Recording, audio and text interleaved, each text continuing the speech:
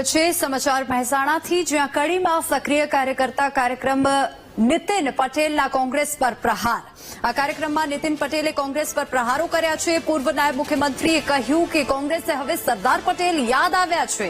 નીતિન પટેલે આ નિવેદન આપ્યું છે। કોંગ્રેસને ખબર પડી ગઈ કે ગાંધીજી, ઇન્દિરા ગાંધી અને રાજીવ ગાંધીના નામ હવે નહીં ચાલે અને કોંગ્રેસ પર આ નિવેદન આપીને તેઓએ આકરા પ્રહારો કર્યા છે। ફરી એક વખત બેઠું થવા માટે સરદાર પટેલનું નામ લેવું પડશે। નીતિન પટેલે આવું પણ કહ્યું છે। આપને જણાવી દઈએ કે થોડા દિવસ પહેલા જ અત્યારે ગુજરાતમાં કોંગ્રેસે અધિવેશન કાર્યક્રમ યોજ્યું। નીતિન પટેલે ત્યારબાદ હવે તેઓએ કોંગ્રેસ પર પ્રહારો કર્યા છે। કોંગ્રેસ પર દેશ વિરોધી નીતિ અને આતંકવાદીઓને મદદ કરતા કહેવા આવા આરોપો લગાવ્યા છે। સાથે જ તેઓએ કહ્યું છે કે હવે તેઓને સરદાર પટેલ યાદ આવી રહ્યા છે।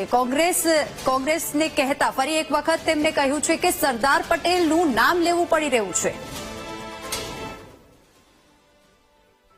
ત્યારે કોંગ્રેસના હવે રહી ગઈ સરદાર વલ્લભભાઈ યાદ આવ્યા અને કોંગ્રેસને બેઠી કરવા એમને હવે જ્ઞાન આવ્યું છે। ભગવાને એમને બુદ્ધિ આપી કે ગાંધીજીના નામે, ઇન્દિરાના નામે, રાજીવના નામે કોંગ્રેસ હવે દેશમાં નહીં ચાલે।